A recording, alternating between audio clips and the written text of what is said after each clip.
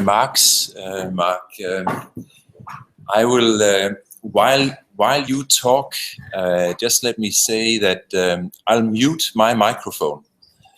I hope that'll help us get rid of any, feedback loops and stuff like that.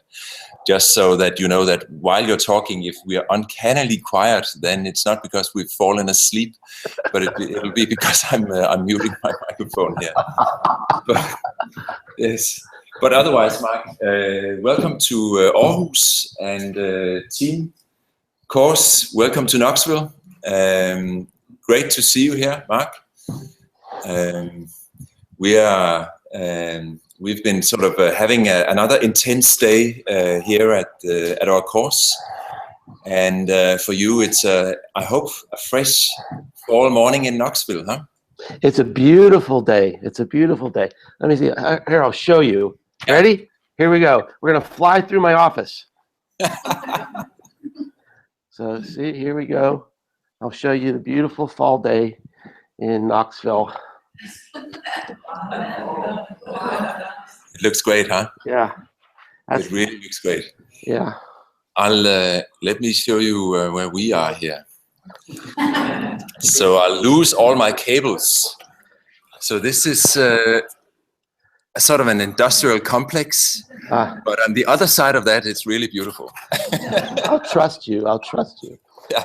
Well, I enjoyed being in Denmark a few weeks ago, and it really is such a lovely country, and certainly one of my favorite places to visit. And as I posted lots of pictures from your country, it was amazing how many people said, "Oh, I want to go there. It looks so beautiful there." So I was a one-man tourism bureau for Denmark.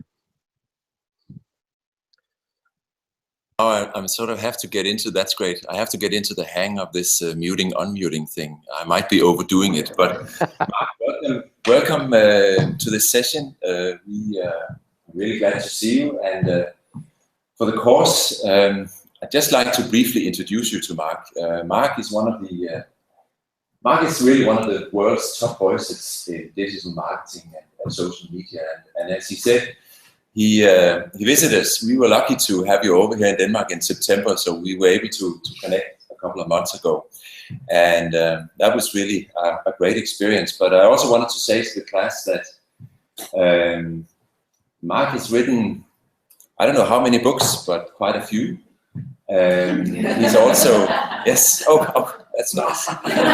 You're very organized. And he's also a prolific blogger. I really urge you all to follow Mark's blog. It's also that's Business as Grow. We just actually looked at it before, so I must say you are very organized. And he's also a widely used keynote speaker. And lastly, I would like to also refer to Mark's podcasts, which he runs at regular intervals with Tom Webster. It's I think I wrote here in my notes, it says here, it's full of insights and confusingly funny. Which is why when you listen to Mark's podcasts, well, don't be surprised if you find yourself in the car or running and just laughing. So that's also actually very great. But Mark, enough of all that. I have one more thing I would like to say about you is that, and this is I think a remarkable, a wonderful thing, is that you are someone who more than anybody else I've met, I think for a long time, appreciates this power of weak links and connections over the internet, because that's basically the story of why we are talking here today. Is that I read one of your books, incidentally the world's best-selling book about Twitter, and I think I tweeted about it, and you noticed it, and we started a very small conversation from there on, and today, a couple of years later on, that has built into a really great professional relationship and a friendship. So respect for that, and respect for your respect for small digital signals from audiences out there. That's really great. But maybe we can touch off on that as well during this talk. I'd like to, can you still hear me? Yeah, you can. I'd like to start off by something that I heard you mention a couple of times during your visit in Copenhagen in September. I heard you say, I think at 2 occasions, that great content is not something to celebrate as the finish line for people like us, go up and have a cup of coffee and move on to the next job. Great content today is actually just the starting line. Can we dig into that and maybe start by just me plainly asking, what do you mean by that? Well, a few years ago, well, it's almost 2 years ago now. It was January 2014. I wrote a blog post called Content Shock, and it reflected observations I've made and data I collected and a theory I proposed, talking about how the economics of content are changing. So it wasn't that long ago. Now, nobody in the room is going to remember this, but it wasn't that long ago that I plugged my laptop computer into a phone line to get to the internet for the first time, and I didn't know where to go. What's on the internet? Now, I know this is surprising and confusing to all of you, but that's the way the internet started out. And so people said, well, go to NASA. They've got pictures of galaxies. So I went to NASA and I downloaded this picture of a galaxy. It took 10 minutes to get this picture on my computer. And the point is that back then, there wasn't that much information on the internet, and we had plenty of time to find it and look for it. So since that time, people figured out that the internet really works well. They're publishing more and more and more and more content. And here was the statistic that really kind of blew my mind. There are a lot of companies out there, like Cisco, for example, that they make servers. And so they're trying to project how much information is coming.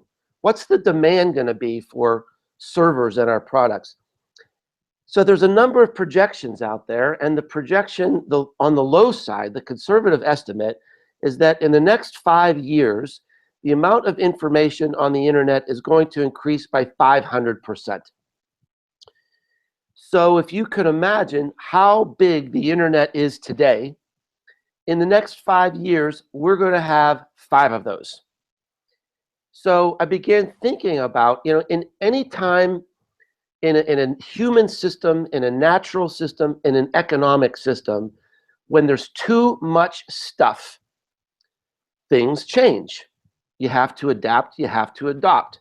If you have too much supply, prices go down. So then I started looking at, well, the supply of content's going up, up, up. What about the demand?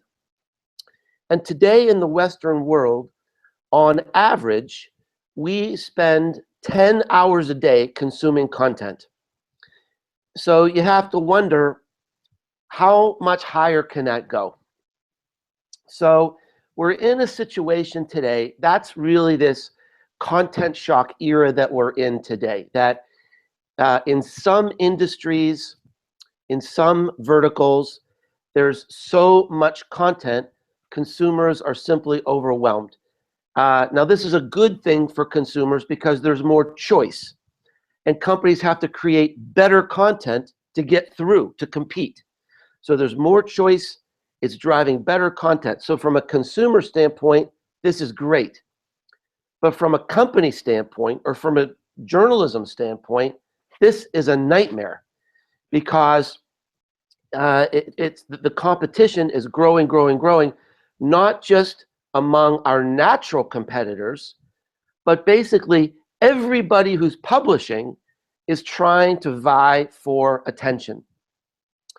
So I started, I'm a marketing strategy person, so I started reading about this and researching this, and and really obsessing about this for the last 2 years.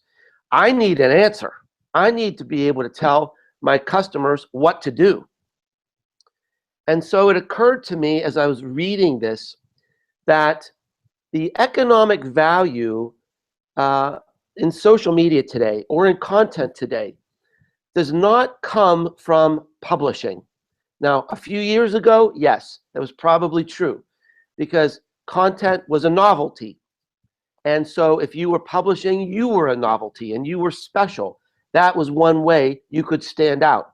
Today, that's not so effective. So we need to change the conversation. We need to move beyond just publishing and building an audience, because the economic value of content is zero unless someone sees it and shares it. And I choose my words carefully when I say sharing. Sharing is different than a like. When you like something on the internet, you kind of wave at it. You kind of, pat it on the head. But when you share content, you're creating advocacy.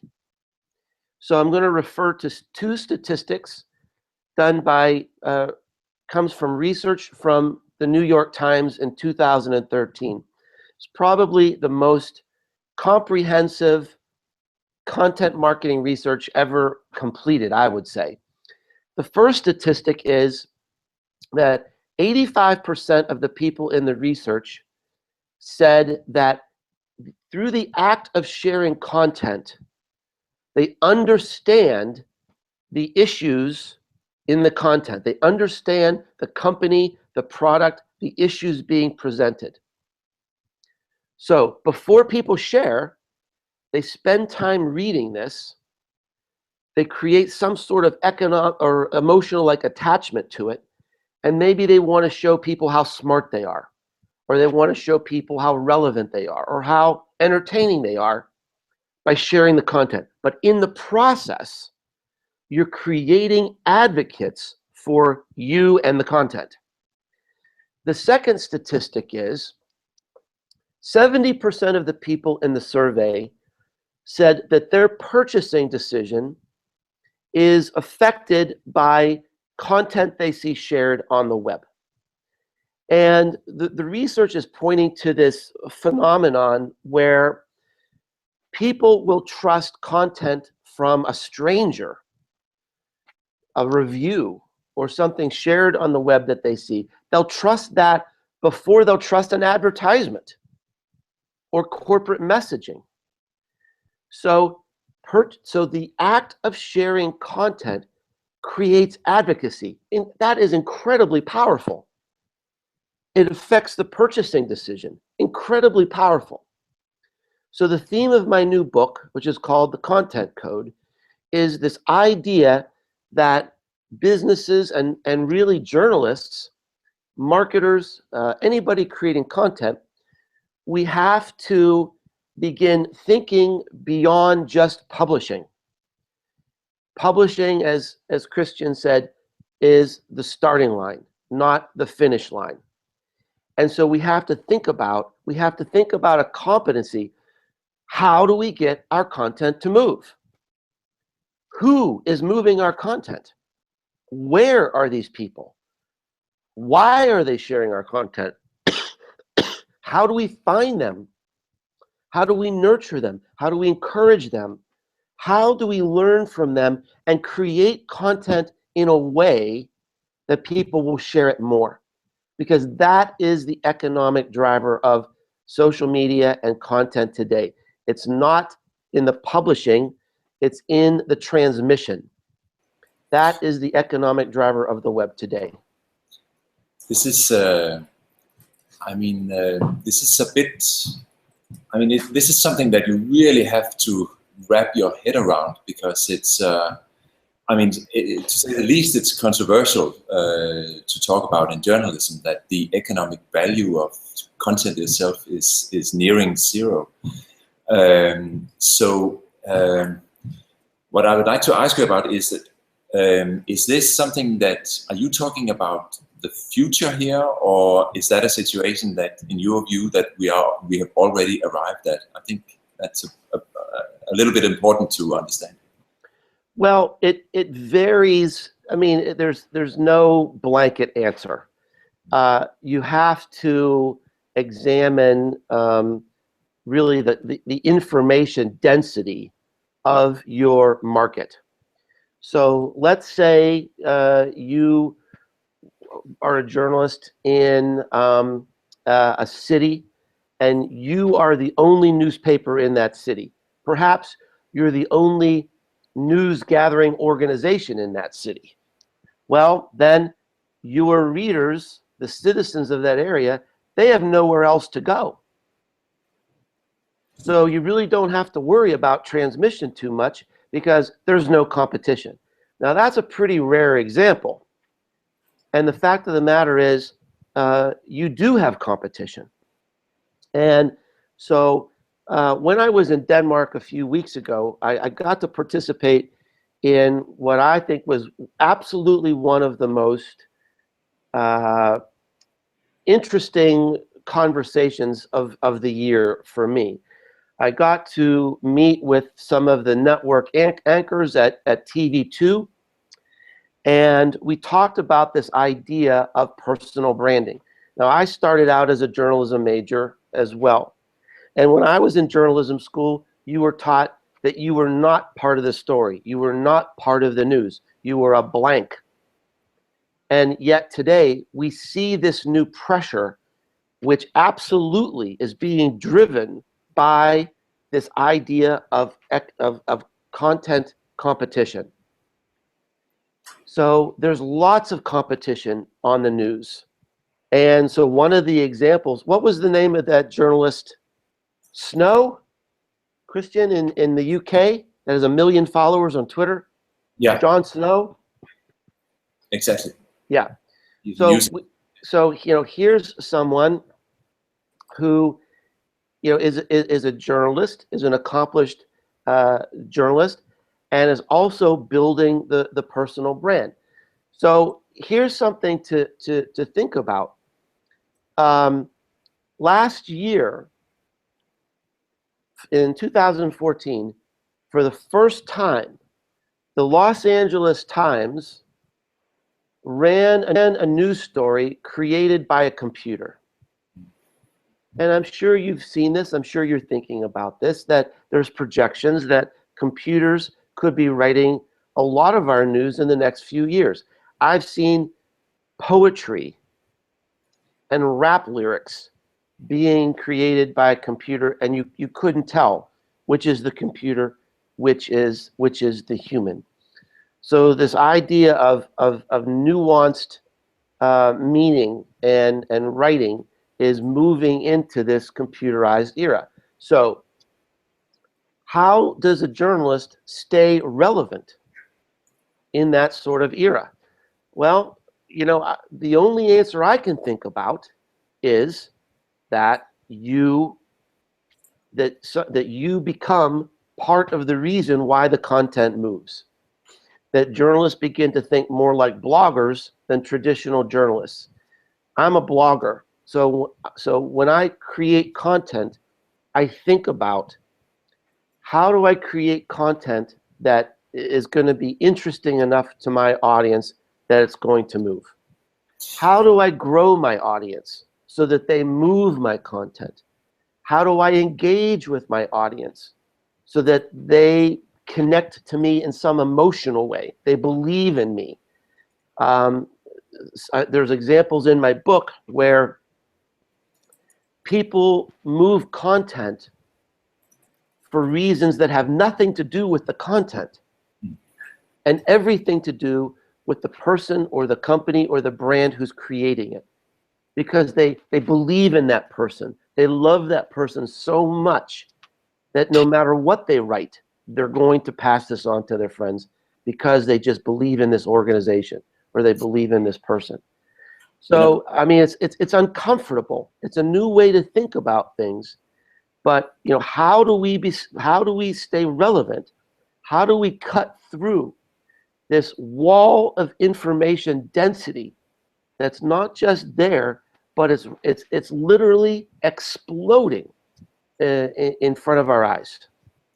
You know, I showed the class earlier today a statistic a couple of years back, but on a given month, from 150 Danish digital news sources, 70% of the total amount of content did not receive one single interaction in social media. Wow. I mean, this is 2 years back, so I guess that's really interesting, because there's a similar statistic I've seen on the corporate side that shows 70 to 80% of the content on a business-to-business website is never seen. Yeah. So I mean, we're investing in this content, and you know, what's the value of it? And you can see the relevant value. If you create a piece of content in the Danish market, and you never get any social interaction, are you going to be relevant 2 years from now? If you can create content that receives ignition, that ignites and people engage, are you going to be more valued? I just think it makes sense. Yeah. So I'm hearing you say that part of the equation here to ignite the content, part of the equation to actually then receive interactions is to build a brand, or to be a brand, whether you're a company, to be a relevant brand people would like to relate to, or if you're a journalist, actually, however painful it might be, start working with being someone also who is a brand and people will relate to. So that's one thing. I read, I don't think class, they haven't read your book, but I have, and I know that you brought me in a kind of an uncomfortable situation last night, because I was preparing for this talk here, and I wanted to see if I could find, if you had put out a slide from the content code, and my wife was asking me, "What are you doing?" Because she saw I was searching actually for the word badass, and let me just share my screen. Let me just share my screen, because Mark, yeah, here it is. You've come up with a code in your book, and there are these 6 pillars of content ignition, and we don't have time to go through all of them, but you have been talking about brand development. But I'll just leave it to you to introduce this really, really cool acronym from your book here, and people can see it here. Well, yes. You know, when I realized that I had literally created a badass strategy, I thought this is probably the greatest personal achievement of my life.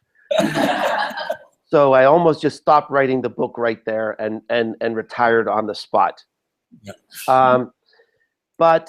Yeah, so like I said, I literally became obsessed with this idea because I knew that this idea of this overwhelming information density, this is the major trend, the mega trend it's going to affect everything we do. It's going to affect our careers, our strategies, our budgets for content.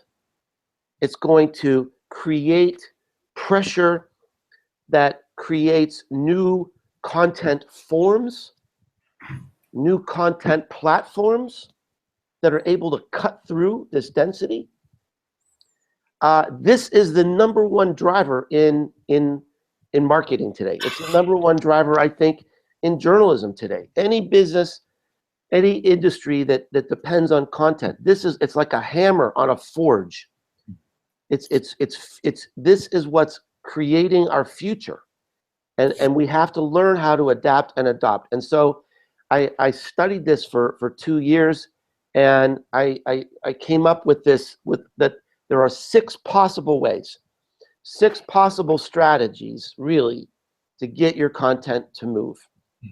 And you know, I think really, I think this would be a good book for you to read. I'm not here to promote my book, but I mean, this is the first book of its kind to really look into this issue that is the big driver for all of our careers right now. So very briefly, we talked about brand, that sometimes people share content just because of who you are. I have a book in a chapter in the book called The Alpha Audience. The alpha audience is a very elite group of people. Generally, people do not share content. And so when you find those people who do share content, that's your alpha audience. Those are the people who are really creating economic value for you and your business. The distribution, promotion, and SEO, search engine optimization. We live in a world where organic reach just doesn't exist anymore. Or what I mean by organic reach is how much does your content move without promotion? So on Facebook, the organic reach on Facebook a few years ago, let's say 3 years ago, was about 26%. So you've done all this great work creating this content, building this audience, and only 26% of your audience sees it. Today, that's down to about 2%. 2%. So how do you get your content through Facebook? Arguably the greatest content distribution channel on earth. More, 1 billion people logging in every day. Well, you got to pay Facebook. So there's a role for this. The next A is a difficult and subtle one about authority. Authority of your platform, authority of your website. So let me give you a brief example of what I mean. I mentioned that a few years ago I wrote this article called Content Shock. This article got more than 3,000 social shares. It has received 1,200 comments. There have been more than 1,000 blog posts written about that blog post. And a few weeks after I wrote the blog post, and this is a term I made up, content shock. So you can't really, optimize for content shock. I just created the term. So I Googled content shock to see what else is out there, what are people writing about the issue. And to my amazement, my blog post was number 3 on the search rankings. And you might be thinking, how is that possible? That's what I was thinking. How is this possible? Yeah. I wrote the original post. I mean, everybody says you got to write epic content, right? If that's not epic content, I don't know what is. And I was 3rd. And the reason is the most powerful content didn't move to the top. The most powerful websites did. So these were websites that had written about my article, but they had more site authority in the eyes of Google. So that alone moved the content to the top. So we have to think about, how do we develop authority? What is authority in the eyes of Google? The next one is S, social sharing and social proof. And here's a little test. So let's say you move out to the country, you buy a cottage on the sea, and you want to create a little garden, and you want to grow beautiful tulips. So you go to Google and you say, how do I grow tulips in Denmark? And you get 2 articles that look pretty good. They both have pictures and they both have illustrations. And one of the articles has been tweeted 2 times, and one of the articles has been tweeted 525 times. Which one would you read? 525. So the content is igniting, it's moving simply because of a number. The content doesn't matter. The brand doesn't matter. The author doesn't matter. Site authority doesn't matter. The only thing that matters is the number. And the reason is because in this information dense world, we don't want to waste time figuring out which article is best or who to believe, who's an authority, who should we follow. We're hungry for shortcuts. And we put a lot of faith in these numbers: likes, tweets, followers, Clout Score. If you're familiar with, Clout Score, we can talk about that. But, how many Twitter followers does this person have? Oh, he has 10,000 Twitter followers. He must know what he's talking about, right? That's how people process things. The last one, the last S, is shareability. So this is a chapter in the book. Actually, it's so big, it's 2 chapters. So I talk about the psychology of sharing, the sociology of sharing, why people share, and what we can do with our content to eliminate every barrier and get people to share. So it talks about very practical things like what do we put in our headlines to get people to share? What about the tone of the content? What about the length of the content? What about where do we put our social sharing buttons? What's the role of comments in sharing? So it goes through some very kind of mechanical and practical things that we can do right away to get our content to move. So that's a brief overview. But the thing that I'm really proud of about the book is, first of all, is that there are ideas on every single page, and it's all backed up with research and data. And it's not linear. It's not like, well, do step 1, do step 2, do step 3. It's any person creating content, any company creating content can pull ideas from every chapter based on what might work for you. And there's some very easy things to do in there that can help you start to get ahead. Yeah, there really is.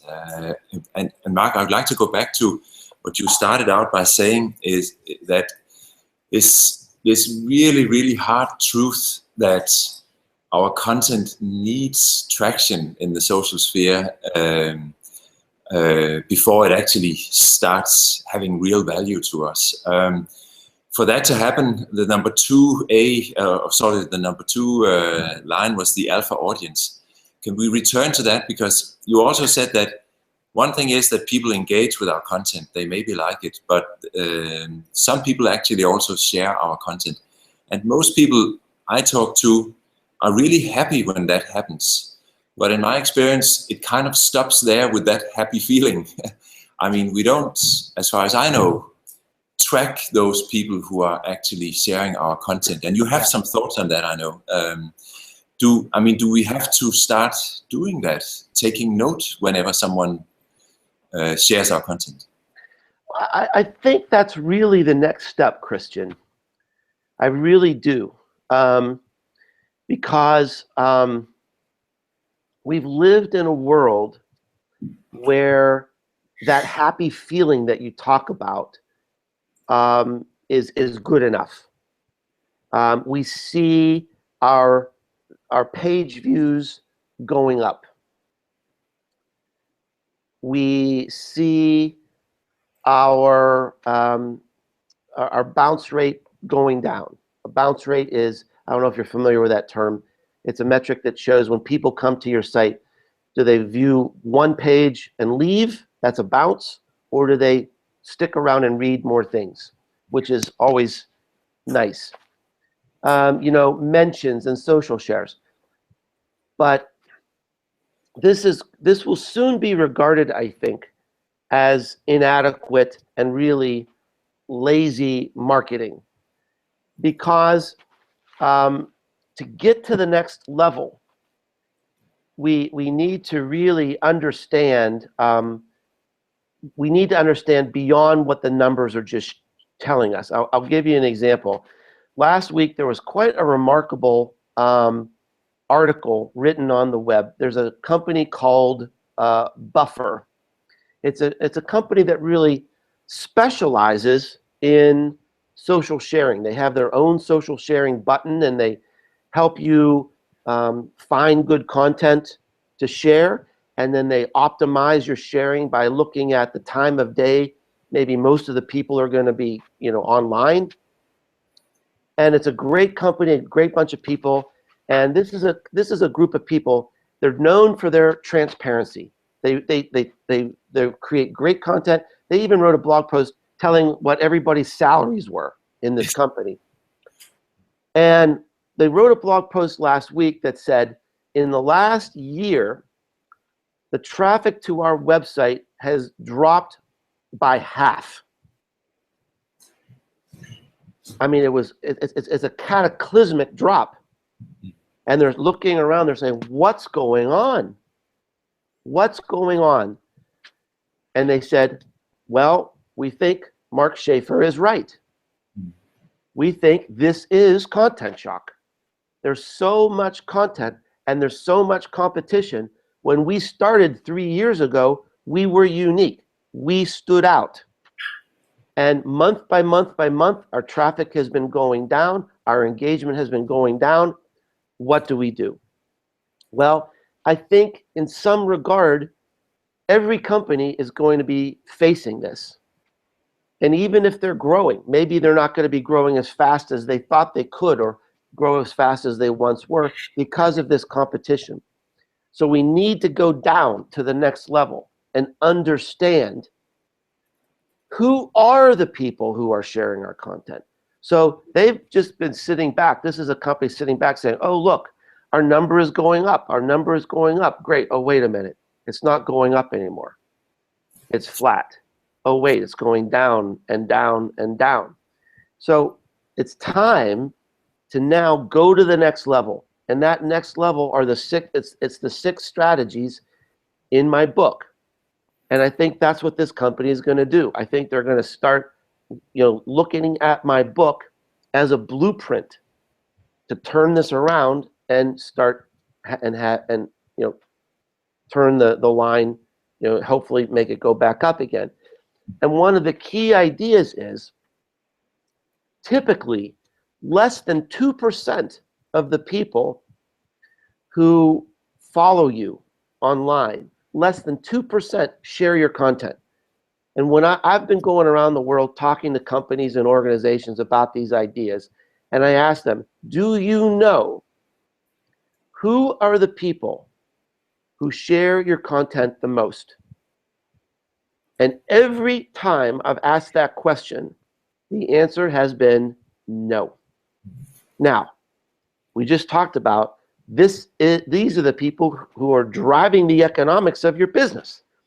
These are the amazing people who love you and are sharing your content, and you don't know who they are? Here's the business plan for 2016. Find those 2%, reward them, nurture them, and turn that 2% into 3%. If you're focused on that, Buffer isn't going to be having the problems that they're having right now. How specific when you say that, Mark? How much into detail should we go with these people? Do you really mean what you're saying, that we should start knowing them?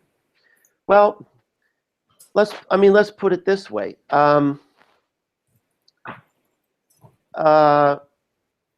Let me answer it 2 ways. First, the first part of my answer is, I think everybody is just starting to figure this out. If I had to write a new book, certainly one option would be an entire book just about this subject. Yeah. And what I'm finding is a lot of the analytics companies, they don't go to that next level. And the reason is because there's no market pool for it yet. So I talked to a big analytics company in New York, And we had all these ideas. I was talking with the founder of the company. He has all these ideas of things that we can do. He said, but we're not working on that because nobody's asking for that yet. No. So I think my book is ahead of the curve, which I'm happy about that. But I think people will be asking those questions. So that's the first part of the answer, is that we don't have a lot of tools other than almost like manual labor to find these people and nurture these people. Now, let me answer it on a personal level. So let's look at why I'm here today. So you talked about how we started this little conversation. When this started, it was a weak relational link.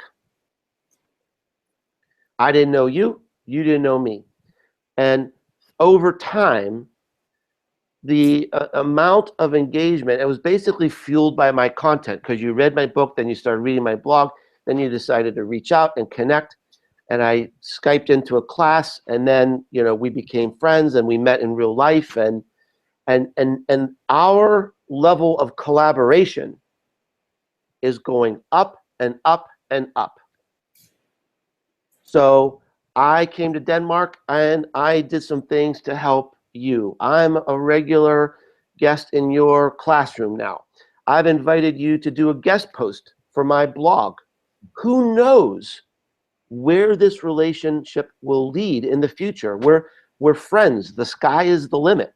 But it started really, really small. And if I wasn't paying attention, this never would have happened. A couple of weeks ago, a lady posted a picture on, I think it was Facebook, and she bought all 5 of my books, and she lined them up on her couch and took a picture of it. And I thought, that's really extraordinary. That is a small, strong signal. This lady is saying, you're special to me. I am your alpha audience. Now, if I only looked at my metrics, that post would show up as a mention. If she wrote a comment that said, I love Mark Schaefer's books, that would show up as positive sentiment. Yeah. But it would not come through. Nothing would tell me, this person loves you. I need to know that. Every business needs to know that. We need to know who loves us. And we need to cherish them and love them back.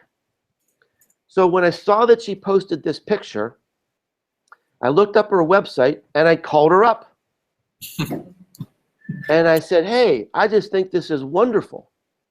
I just wanted to thank you so much for supporting me and reading my blog and reading my books. I just want to thank you. It was the shortest conversation in history. What did she say? She was dumbfounded. She couldn't believe that I'd called her.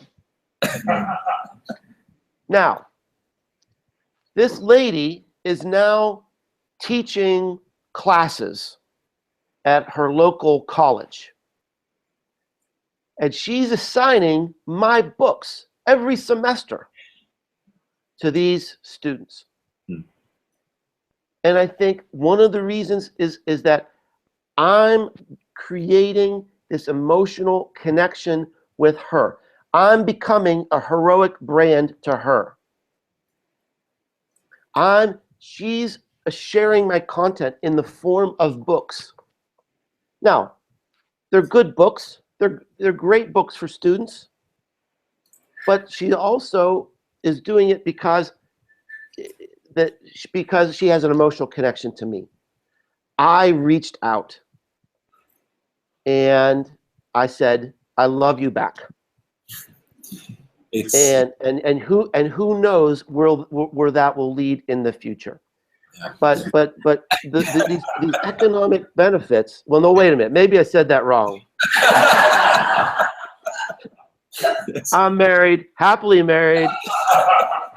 Put the Twitter down for a minute. Put the Twitter down. Yeah. No, don't tweet that.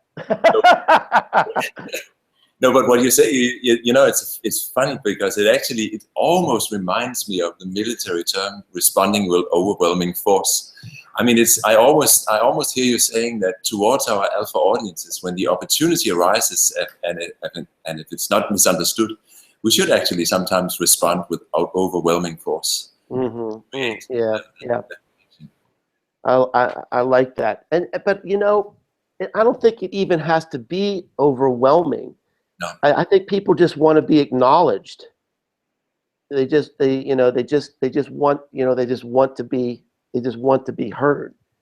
And you know, it doesn't work all the time. I mean, I help people all the time. People reach out to me, they're having a problem or whatever. I'll say, come on, pick up the phone and let's just talk about it, see if I can help you. And maybe I never hear from those people again. Or maybe they'll pop up a year later, who knows? Or maybe it'll turn into an important business relationship. But I think the interesting question is, how do you scale that as a brand? It's somewhat easy for me, but the example that I use, that I'm really thinking about, is Taylor Swift. Now, I can't name a single Taylor Swift song, not one. No, not one. But I really admire her as a business person and someone who recognizes the value of her fans. And last year, this video went viral where she was like wrapping Christmas presents for some of her fans. And she is very, very aware of her alpha audience and nurturing that alpha audience. And she has millions of fans all around the world. And I'm thinking, if Taylor Swift can recognize this alpha audience, General Electric should be able to do it. Yeah, well, maybe we here in this room here in our organizations should actually be able to manage to do it. Yeah, yeah. And any company should be able to do it if she can do it. Yeah. In the break here before we came on, Thomas, who sits over here, who works in the Ministry of Research and Education, said to me, or he aired, not a frustration, but just an observation that working with a Facebook page from management, there is a focus on the number of likes, whereas he has this gut feeling that the much, much smaller number of really engaged community is what he should be focusing on. And I already know your answer. I mean, he is obviously right. I mean, that is the exact way to direct your focus. But how to convince management about that? Because it's not a shiny big number. Yeah. Well, I mean, likes. Likes are an indicator, maybe for a year. I'm not going to dismiss likes completely.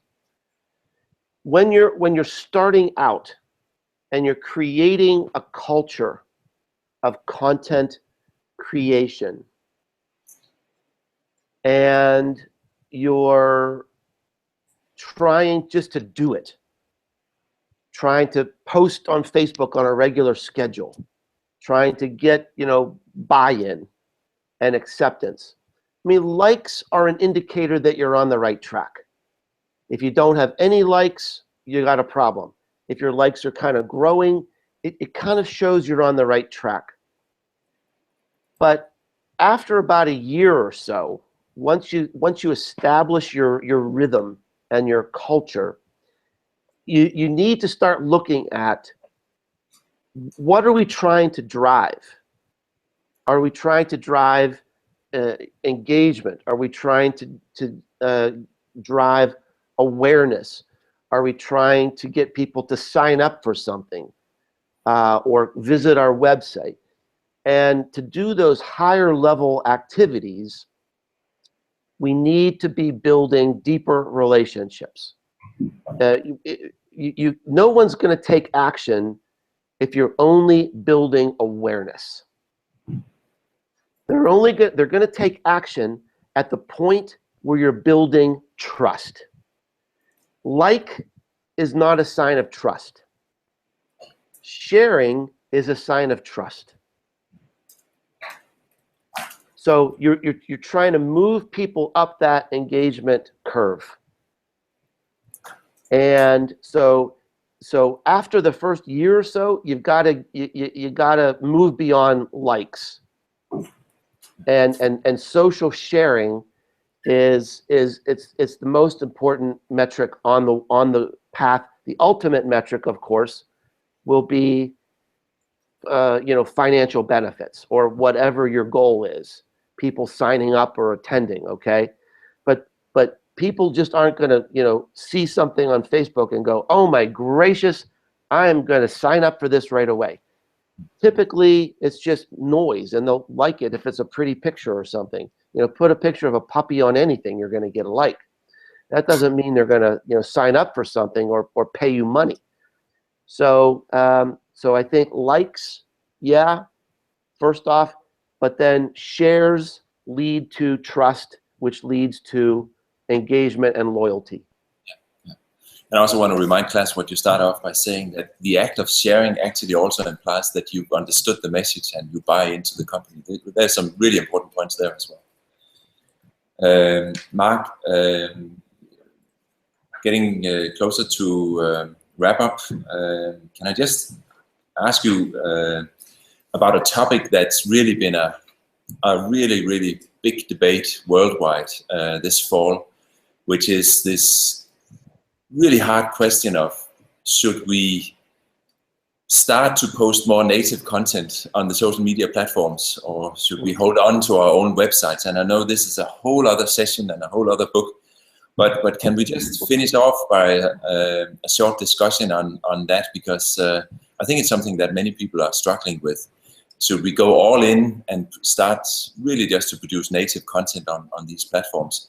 Do you have any views on that could be sort of compressed into a format where we can sign off on that, or is it too big a subject? I know.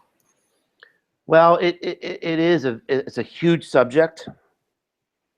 It's a subject that I think people are still they're struggling with.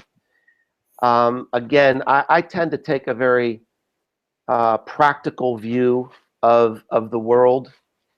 I tend to look at the world as it is, not as I would like it to be.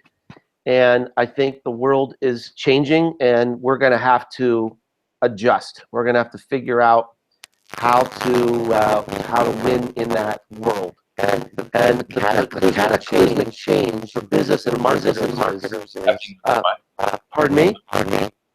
Happening with your microphone. I don't know what. Try again. Just the last sentence. Oh. It's fine now. It's fine again. Okay. There was the cataclysmic change for businesses and marketers is that Facebook has been viewed as an effective distribution system that leads people back to our website. So you put a link on Facebook or LinkedIn or wherever, and you want to drive people back to your site. And while they're at your site, maybe they see other stories that they're interested in. Maybe they see a product that they didn't even know existed because they're on your site reading this content or looking at a video. Well, now, Facebook and LinkedIn in particular, they don't want the links. They want the content. The economics of Facebook and LinkedIn are driven by how much time people spend on their site. So they don't want to drive people back to your website. They want to keep people there. So they're rewarding publishers for posting their content on Facebook. And I've experimented with this, and it works. I'll put something on my blog, I'll cut it and paste it on Facebook, and it zooms to the top. Facebook rewards me for putting my content on Facebook instead of a link. If I put a link, I get a little bit of, a few views and a little bit of comments. If I put the whole thing on there, I get a tremendous amount of views. and a tremendous amount of comments, and more shares. So Facebook is rewarding this. The problem is it's not driving people back to your site. So it kind of reinforces this idea that building the brand is really important. So now you want to build the brand to such an extent that it'll make people interested in enough to go back to your site where your products are. Yeah. Do you think it's futile to fight against that particular huge trend we see? Yeah, I think that's exactly right, Christian. I mean, I'm very practical about this. It's like, hey, it is what it is. Yeah. You gotta play by Facebook's rules, and that's it. You can't complain about it. You got to fight about it. You can't fight it. You just have to think, all right, how do we adapt? Yeah. Which kind of strikes me as not the worst kind of sign-off remark in this day and age. All right, how do we adapt? So Mark, our time is up here. I want to thank you for taking the time. And hope you have a wonderful day over there in Knoxville. And there are at least 10 pointers here that we need to write down and live with. And for me, I mean, the most important one is to get to know your alpha audience. But I don't know about you guys. You probably have a ton of takeaways. So thank you for that, Mark. Thanks, everyone. Have a great day. Hope to see you again in Denmark soon. Yes.